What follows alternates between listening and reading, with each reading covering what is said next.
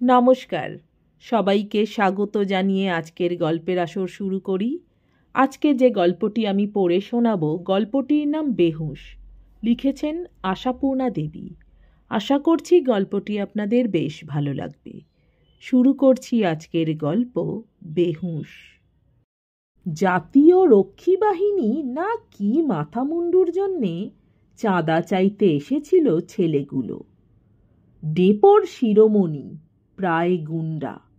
পাড়ার এই দলটিকে দু চক্ষের বিষ দেখেন শশাঙ্ক মোহন। রক্ষী বাহিনী না ঘোড়ার ডিম, গুন্ডামি আর হুল্লোড় করবার এক নতুন ফন্দি। যখন তখন নিজেদের মধ্যেই হাতাহাতি, মাথা ফাটাফাটি লেগে আছে। 1946-এর টগবগে রক্তগুলো যেন আর ঠান্ডা হলো না এদের।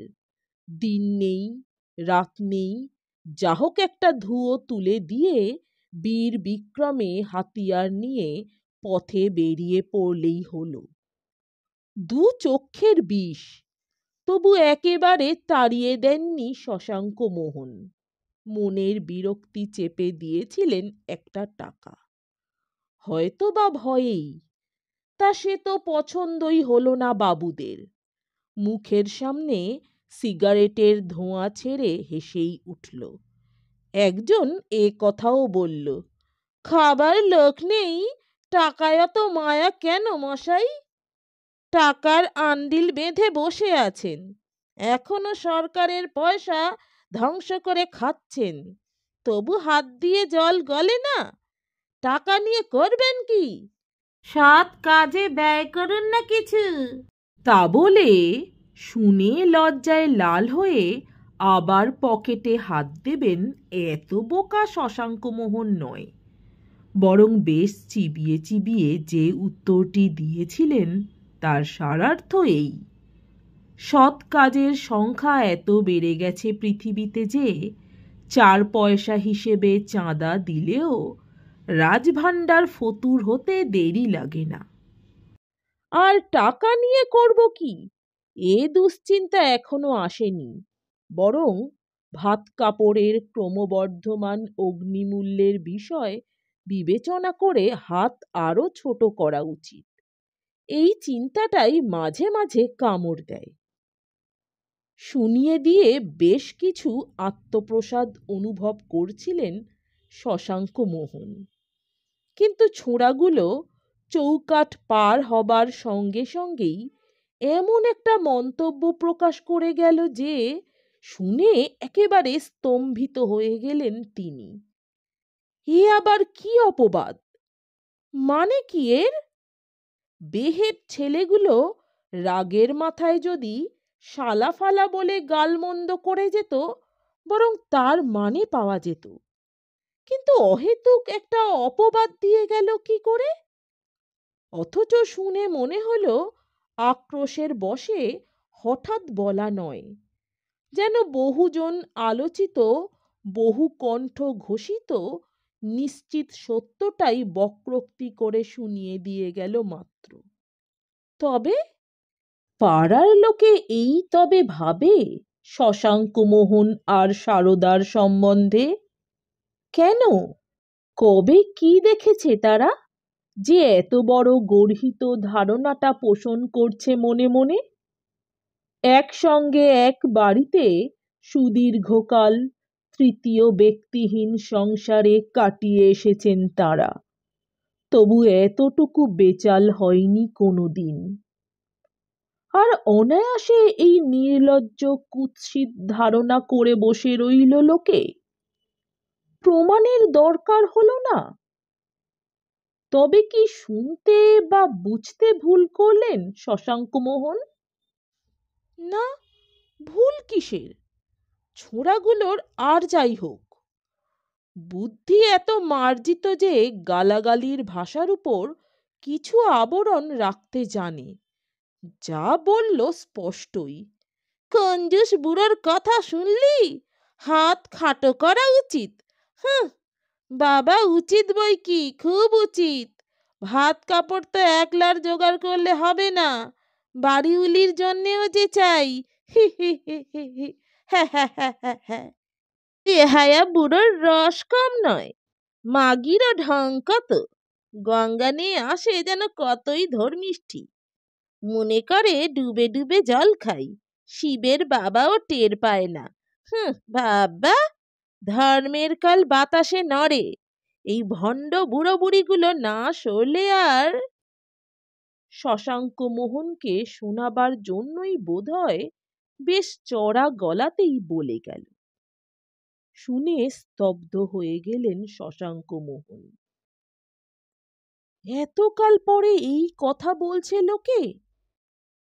30 বছর! হ্যাঁ, 30 বছর ধরে এ বাড়িতে বাস করছেন তিনি। 30 বছর ধরে এই চৌকিটায় শুচ্ছেন, পূবের জানলার দিকে মাথা করে। চটি জোড়াটা রাখছেন দরজার পাশের কোণে। এইখানে রাখছেন কাপড় চোপড়, ওইখানে তামাকের সরঞ্জাম। 30 বছর ধরে এ ঘরের আর কোনো পরিবর্তন হয়নি। শুধু প্রথম দিকে কয়েকটা দিনের রং ছিল আলাদা। আলনার কাপড়গুলোর উপর ছিল সেই রঙের ছাপ। সে রং কবে ঝাপসা হয়ে গেছে। এখনকার পরিচিত অনেকেরই ধারণা শশাঙ্ক মোহন চিরকুমার, অথচ 30 বছর আগে এ বাড়িতে প্রথম এসেছিলেন শশাঙ্ক মোহন বউ নিয়ে নতুন সংসার পাততেই। বাসায় থাকার ভারী শখ ছিল নিভাননির। সব স্মৃতি প্রায় ঝাপসা হয়ে এলেও প্রথম দিনটির কথা বেশ স্পষ্ট মনে আছে। কে জানে কেন। শশাঙ্ক মোহন ঢুকলেন, পিছন পিছন আবক্ষ ঘোমটা টানা নিভাননি, সঙ্গে একটা মাত্র ট্রাঙ্ক, একটা বিছানা, একটা বালতি, আর বাজারের কেনা প্রকাণ্ড এক তোলা উনুন। এই সম্পত্তি। শশাঙ্ক মোহনের গৃহস্থালির উপকরণ দেখে বেজায় হেসেছিল সেদিন সারদা। হয়তো সেই হাসিটার জন্যে মনে আছে।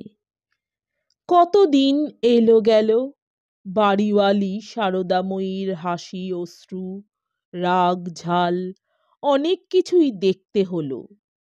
তবু সেই প্রথম দিনের হাসির শব্দটা আজও মনে পড়লেই যেন কানে বাজে।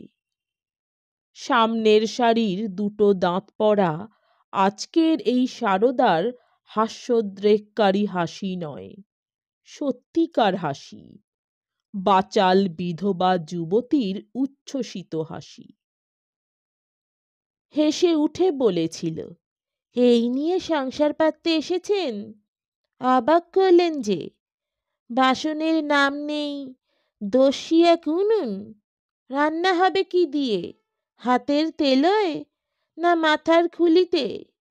শুনে শশাঙ্ক মোহন কুমোরের দোকানের ভরসা জানিয়েছিলেন, মনে আছে।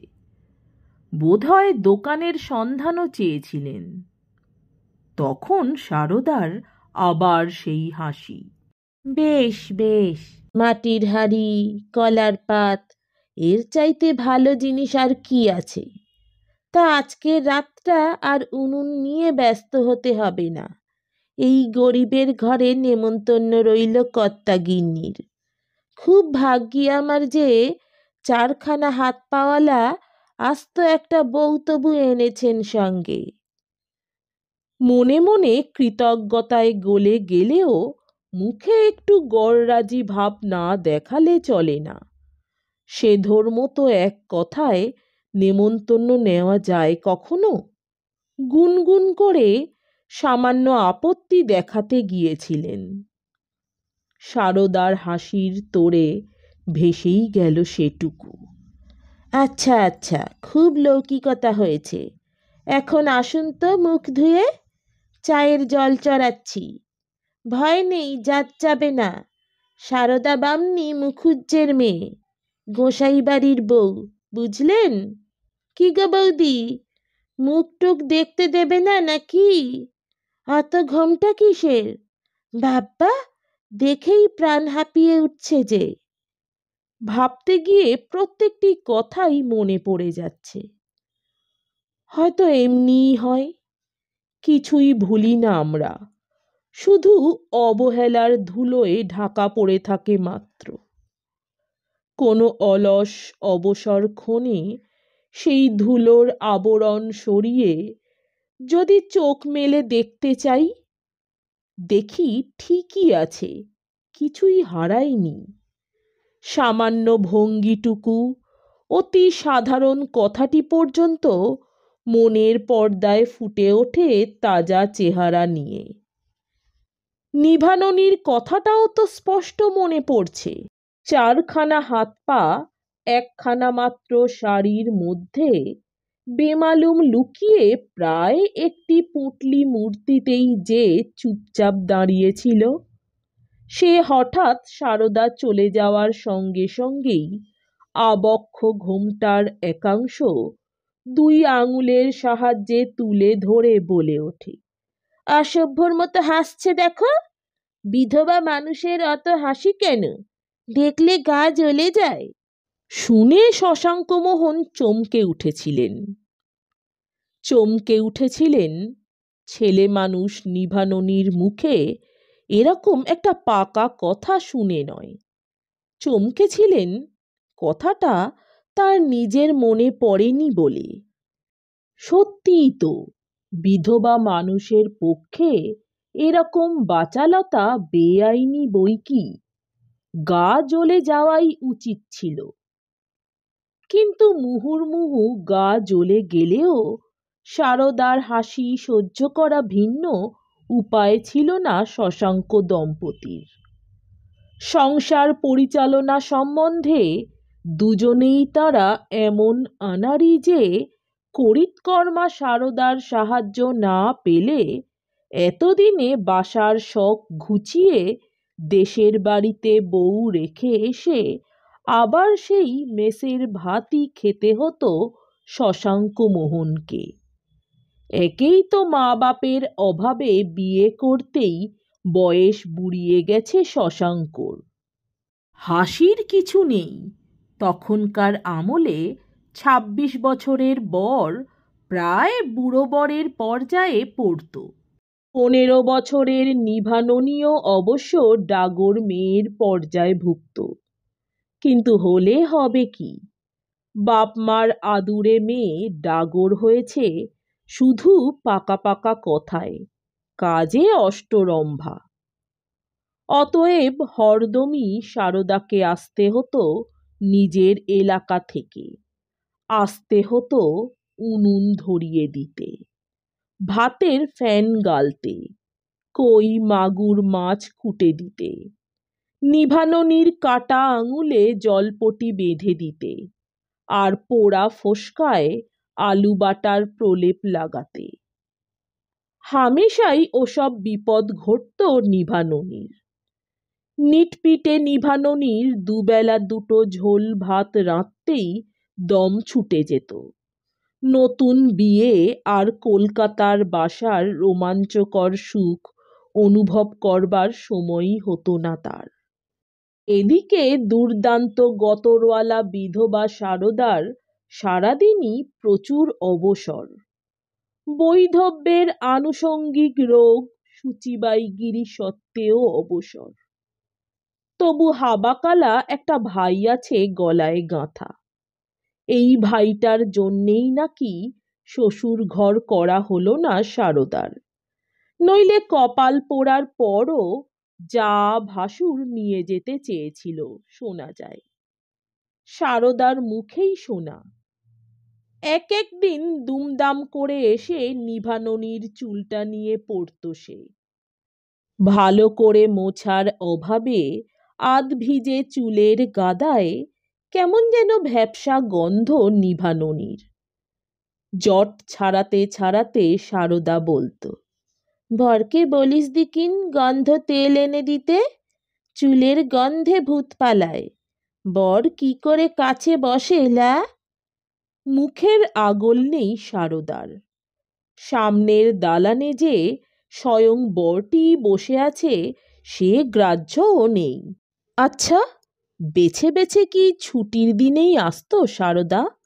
নিভাননি বাধ্য হয়ে চুল বাঁধত বটে, কিন্তু এসব রসিকতা তার ধাতস্থ হতো না। তাই কথার মোড় ঘোরাতে ফিতের ডগাটা দাঁতে চেপে চিবিয়ে চিবিয়ে বলতো, আচ্ছা সারদা দিদি, তোমার শ্বশুর বাড়িতে বুঝি কেউ নেই? এমন কি হাসির কথা এটা? তবু সারদার হাসা চাই, নিভাননির হাড় জ্বলিয়ে দেওয়া হাসি। নেই কিলা? ভালাই সাত, সোনার বৃন্দাবন, চাঁদের হাট বাজার। আমার শ্বশুরের 6 বেটা, শুধু আমার পোড়া কপালের আগুনে একটি ঘষেছে। নিভাননি মুখের সামনে হাত আয়নাটা ধরে কেশবিন্যাসের বাহারটা আন্দাজ করতে করতে ভারী মুখে বলতো, এত সব আছে তো যাও না কেন সাত জন্মে? নিয়ে যায় না বুঝি? সারদা খোঁপার ওপর থাবড়া মারতে মারতে বলতো, মিছে কথা বললে নরকে যাব বাবা, যাবার জন্যে ঢের বলেছে। যাব কি করে? কেষ্টর কি হবে? ওকে আঁচলে বেঁধে নিয়ে শ্বশুর বাড়ি গিয়ে উঠলে কি আর ঠাঁই দেবে কেউ? কাজে খাটো হলেও তো কথায় খাটো নয় নিভাননি, তাই বেজার ভাবে বলতো, তার কে কবে দেয় ভাই? বিধবা ভাদ্যর বউকে যদি ভাত দেয় তাই ঢের। তা কেষ্টর জন্যে একটা ভালো মতন ঝি রেখে দিলেই পারো। তোমার বাবার এইসব ঘর বাড়ি, টাকা কড়ি সবই তো কেষ্টর, নয় কি না? সারদা গম্ভীর হয়ে যেত কিনা কে জানে, তবে হাসিটা আর শোনা যেত না। বলতো, তাই ভাবছি ঝি একটা রাখবো, হাবাকালার ভাষা বোঝে এমন একটা ঝি। বলিস না বরকে একটু খুঁজে দেখতে? নিভাননি বিরক্ত হয়ে উঠবে এ কিছু অন্যায় নয়, কে না হয় এমন কথায়। ও আবার কোথায় পাবে? আর খুঁজতেই বা যাবে কেন? খুঁজে দেখবে, কেন দেখবে না? গরজ যখন তোরই বেশি। বলে উঠে যেত সারদা। এই ধরনের কথাবার্তা এইভাবেই চলছিল কিছুদিন। হঠাৎ একদিন সংসার ভাঙল। বসন্ত হয়ে মারা গেল নিভাননি। সারদা বিস্তর খাটল, বিস্তর সেবা করল, লাভ হলো না কিছু। শশাঙ্ক মোহন ঘর ছেড়ে দিয়ে পুরনো মেসে ফিরে যাবার ঠিক করলেন। বাক্স বিছানা বাঁধা প্রায় তৈরি। বেঁকে বসল সারদা, বললে, রুগীর সঙ্গে রুগী হয়ে শরীরের কি হাল করেছেন দেখুন। এই শরীরে মেষের ভাত খেলে আর বাঁচতে হবে না, আর 2 দিন থেকে যান। আমাকে তো রাঁধতে বাড়তে হচ্ছেই, আপনার জন্যে বাড়তি করতে হবে না। মানে যা লাগে চাল ডাল কিনেই দেবেন না হয়। সত্যি কথা বলতে কি, শুনে হাতে চাঁদ পেয়েছিলেন শশাঙ্ক মোহন। মেসের জীবন অনেক দিনের অনভ্যাসে যেন ভীতিকর হয়ে উঠেছিল। নেহাত নাকি সারদা একলা থাকে, তাই এতটা অস্বস্তি।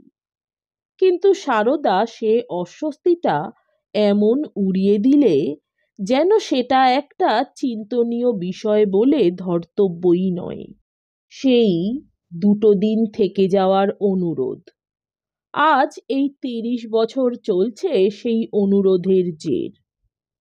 আশ্চর্য, এতগুলো দিন, মাস, বছর কোথা দিয়ে কাটলো, কিভাবে?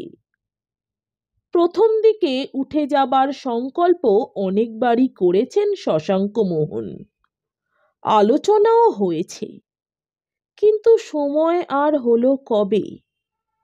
পরপর 2 বার ভারী ভারী অসুখ করল শশাঙ্ক মোহনের। 4 বছর ধরে যায় যায় অবস্থায় কাটিয়ে কেষ্ট গেল মারা।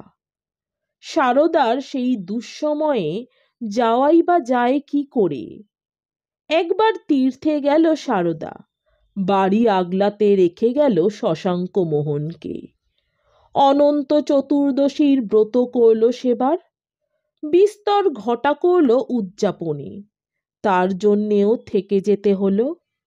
কে আছে সারদার উদ্যোগ আয়োজন করে দেবার?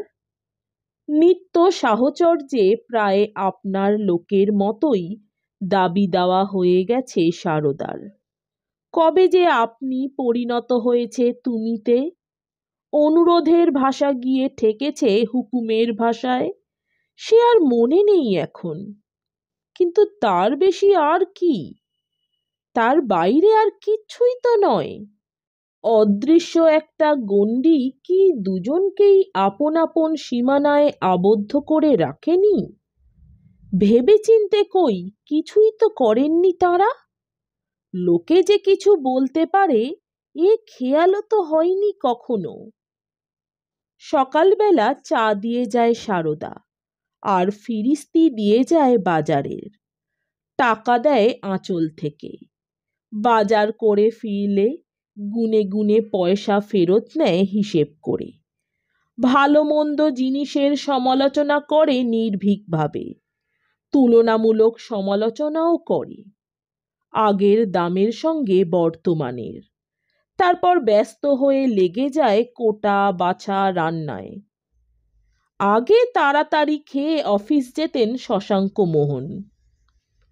বছর তিনেক সে কাজটাও নেই।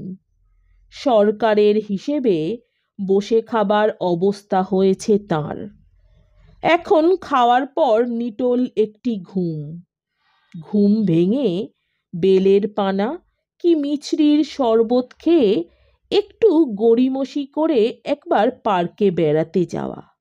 বেরিয়ে এসে বাইরের জগতের খবরাখবর নিয়ে খানিক আলোচনা। সারদা হরিনামের মালা গাছটা নিয়ে দালানের বাইরে রোয়াকে বসে এক টুকরো কম্বলের আসন পেতে। শশাঙ্ক মোহন বসেন দালানের ভেতর মাদুরে। খানিক পরে খেয়ে শুয়ে পড়েন শশাঙ্ক মোহন। হয়তোবা একখানা বই টেনে নিয়ে পড়েন কোনোদিন, খুচরো কোনো মাসিক পত্র, কি সস্তার একখানা সাপ্তাহিক। সারদা মাঝে মাঝে বলে, ঠাকুর দেবতার বই পড়লেই হয় একখানা, দুদণ্ড বরং শুনতে পারি বসে। ভাগবত একখানা কিনব কিনব করছেন শশাঙ্ক মোহন, হয়ে উঠছে না। পয়সার অভাবে নয়, আলস্যে। কেউ বেড়াতে আসে না তাঁর বাড়ি, তিনিও বড় একটা যান না কোথাও। তার জন্যেও কোনো অভাব তো কই অনুভব হয়নি কোনোদিন। অভাব কিছুই তো কই মনে পড়ে না। একটা দিনের পর একটা দিন আসে, এইটাই অভ্যাস হয়ে গেছে। দিনের শেষে রাত্রি আসে, এ খেয়াল তো হয়নি কখনো।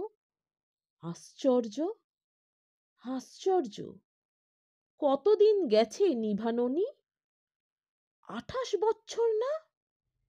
এই 28 বৎসরের মধ্যে একদিনও খেয়াল হয়নি শশাঙ্ক মোহনের জীবনটা তার শুধুই দিনের সমষ্টি, রাত্রির বালাই নেই। কেন? কেন? শশাঙ্ক মোহন কি পাগল? শশাঙ্ক মোহন কি ইটকাঠ?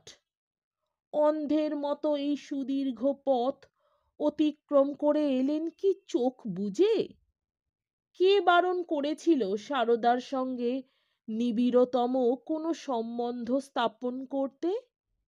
কে ফাঁসি দিত মরুভূমির মতো রুক্ষ ধূসর এই পথটাকে একটু সরস করে নিলে? ধর্ম, বিবেক, সমাজ, কই কিছুই তো এমন জোরালো ঠেকছে না। তবে তবে কি সারদাকেই ভয়? ভেতরকার সূক্ষ্ম আর সুপ্ত পৌরুষ জেগে উঠল হঠাৎ। সারদাকে ভয়। শশাঙ্ক মোহন যদি সর্বনাশের পথ বেছে নিতেন, ঠেকাতে পারত সারদা? স্বভাব বহির্ভূত চঞ্চল পায়ে বাইরের ঘর থেকে ভেতরে এলেন শশাঙ্ক মোহন। রান্নাঘরের রোয়াকে বসে বড়ির ডাল ফেনাচ্ছে সারদা। সারদা? সারদা মুখ না তুলেই বললে, এই যে দি, ডাল বাটার হাতটা ধুয়ে নিয়ে দিচ্ছি। দেবে? কি দেবে? কেন, তেলের টিন, বললে যে তেল আনবে। তেল বলেছি বুঝি? শশাঙ্ক মোহন একবার উঠোনটায় এক চক্কর ঘুরে নেন। তেলের কথা হচ্ছে না, অন্য কথা বলছি। অন্য কথা? কিসের কথা? বাজার বেলায়। আহ, নিকুচি করেছে বাজার বেলায়। সোজা কথা বলছি, ওসব কিছু নয়। বলছি, আমার টাইফয়েডের সময়কার কথা মনে আছে তোমার? সারদা অবাক হয়ে তাকায়। কোন সময়কার কথা বলছো বলো তো? তোমার সেই ছোটবেলার কথা, বউ মারা যাবার পরেই? হ্যাঁ হ্যাঁ, তাই। বলছি, বাড়িতে আর কেউ ছিল তখন? ও মা, থাকবে আবার কে? সারদা আবার অবাক হয়। তবে? শশাঙ্ক মোহন আর একবার ঘুরে আসেন। তবে ধরো, তুমি যখন ঘন্টার পর ঘন্টা দাঁড়িয়ে দাঁড়িয়ে বাতাস করতে, আমি যদি তখন আটকাতাম তোমায়, কষ্ট করে দাঁড়িয়ে না থেকে বিছানায় বসতে বলতাম, কি করতে? সারদা ডাল বাটার হাতটা ধুতে ধুতে বলে, সকালবেলা কি মাথা খারাপ হয়ে গেল? কি বকছো যাতা? যাতা নয়, যাতা নয়। দাঁড়াও, যেও না, শুনে যাও। বলছি, তুমি আটকাতে পারতে যদি, যদি বলতাম পালালে চলবে না সারদা, রাত্রেই রুগীর সেবার দরকার বেশি। কি করতে? থাকতে না? সারদা এবার যেন বুঝতে পারে শশাঙ্ক মোহনের বক্তব্য, তাই মুচকে হেসে বলে, বোধহয় থাকতাম। অ্যাঁ, থাকতে? রাগ করতে না? বোধহয় না। অ্যাঁ, অথচ আমি, আমি কি পাগল? আচ্ছা সারদা, আমি কতদিন এ বাড়িতে আছি? বছর 30। ও আচ্ছা, এর মধ্যে কোনোদিন কোনো বেচাল দেখেছো আমার? হুম হুম। সারদা হাসে। তবে, তবে কেন ওরা অত বড় কথা বলে গেল? রাগে দুঃখে কথা ভারী হয়ে আসে শশাঙ্ক মোহনের। কি বললে? কি বলে গেল? কারা? পাড়ার ছেলেরা। বললে, বলে গেল তুমি আর আমি, মানে তোমার সঙ্গে আমার, মানে আমরা নাকি খারাপ। এই কথা? হঠাৎ ঝরঝর করে হেসে ওঠে সারদা। হাসি শুনে বোঝা যায় না সামনের দাঁত দুটো ফোকলা সারদার। অদ্ভুত মাজা গলায় বলে, এই কথা? কে না বলে? সবাই বলে, চিরকালই বলে আসছে। অ্যাঁ, কি বললে? সবাই বলে? চিরকাল বলে? বলবে না কেন? সবাই তো তোমার মতো হাঁদা নয়। তুমি যে এত নিরেট, কে বিশ্বাস করবে? চোখ কানলা আস্ত একটা পুরুষ মানুষ যে এতকাল। রোদটা ছাড়ো, বড়িতে ছায়া পড়ছে।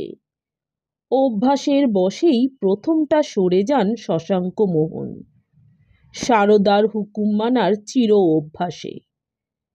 বেশিক্ষণের জন্যে নয়, আবার সরে আসেন পায়চারি করতে করতে। সারদা? হুম। ও কি ছাইপাঁশ হচ্ছে? রেখে দাও, শোনো একটা কথা। সারদা একটা ভ্রুকুটি করে বলে, যা বলবে ঠিকই শুনতে পাবো, কান দিয়ে তো বড়ি দিচ্ছি না। দেখো কাশিটায় পা ঠেকিও না যেন। ধেত্তেরি তোমার কাশি! বলছি, আমরা কেন এতকাল এরকম বোকামি করেছি? সারদা আর একবার মুচকে হেসে বলে, আমিও তো তাই ভাবি। ইস! দ্রুত পায়চারি করতে থাকেন শশাঙ্ক মোহন। অথচ দেখো, ইচ্ছে করলেই তো আমরা... অ্যাঁ, কি আশ্চর্য! ভেবে অবাক হয়ে যাচ্ছি সারদা, আমরা কেন সত্যি খারাপ হইনি। তা সত্যি। সারদা যেন ঝোলে নুন দিতে ভুলে গেছে। এমনি আফসোসের ভঙ্গিতে বলে, বড্ড ভুল হয়ে গেছে, তাই তো। এদিকে দেখো, লোকে কি অপবাদ দিতে ছাড়লো। শুধু শুধুই তো দিচ্ছে। তবে কি হলো এতকাল সাধুতা করে? সাধুতা? হঠাৎ উঠে দাঁড়ায় সারদা। বড়ির ডালমাখা হাতটা শশাঙ্কর মুখের সামনে নেড়ে বেখাপ্পা হেসে বলে, সাধুতা? খুব যে বড় বড় কথা শুনতে পাচ্ছি। সাধুতা কথার মানে জানো? বেহুশ বোকা কোথাকার! চমকে ওঠেন শশাঙ্ক মোহন। আর একবার চমকে ওঠেন। একটু আগে আচমকা সারদার সঙ্গে তার অবৈধ সম্বন্ধের ইঙ্গিত পেয়েও এত চমক খাননি। বেহুশ? তাই তো বটে। ঠিকই তো। সাধুতা করছি এ হুঁশিবাদ ছিল কবে? কৃচ্ছ সাধনের আত্মপ্রসাদটাই তো গেছে মাঠে মারা। সাধুতা না করলেও যে পৃথিবী রসাতলে যেত না, চন্দ্র সূর্য নিজের নিয়মে ঠিক থাকত, এ খেয়াল কেন হয়নি এতকাল? নিছক অন্যমনস্কতার জন্যে আস্ত আস্ত দুটো জীবন স্রেফ বাজে খরচ! উহ, কি সাংঘাতিক লোকসান! সারদাকে ছেড়ে যাওয়া অসম্ভব বলেই যে বাড়িটা ছাড়বার সুযোগ সুবিধে আর হলো না কোনো দিন। সেই চৈতন্য ছিল কই? সারদা! কাতর স্বর শশাঙ্কর কণ্ঠে। তুমি তো সব বুঝতে সারদা, তবে তুমি কেন? কি? কি? আমি কেন? পায়ে ধরিনি কেন তাই শুধোচ্ছ? বলি, গঙ্গায় কি জল ছিল না? নাও সরদিকিন এখন। যেরকম ঘুরঘুর করছো, ঠিক আমার বড়িগুলো ছুঁয়ে দেবে তুমি। মুখ চুন করে সরে যান শশাঙ্ক মোহন। অভ্যাসের বশেই যান। অথচ সারদাই কি কম বেহুশ? চিরদিন এই স্পর্শদোষের আতঙ্কটাই কি বোকা বানিয়ে রাখেনি শশাঙ্ককে? বড়ি, আচার, আমসত্ত্ব আর হাঁড়ি কলসির মতো নেহাত নির্জীব বস্তুতেও যেখানে স্পর্শদোষের এই রকম বিভীষিকা, সেখানে জলজ্যান্ত মানুষটাকে নাগালের মধ্যে পাবার স্বপ্নই বা দেখবে শশাঙ্ক কোন সাহসে? নমস্কার। আমার গল্প পাঠ ভালো লাগলে দয়া করে আমার চ্যানেলটি সাবস্ক্রাইব করে দেবেন, লাইক কমেন্ট শেয়ার করতে ভুলবেন না। অনেক ধন্যবাদ।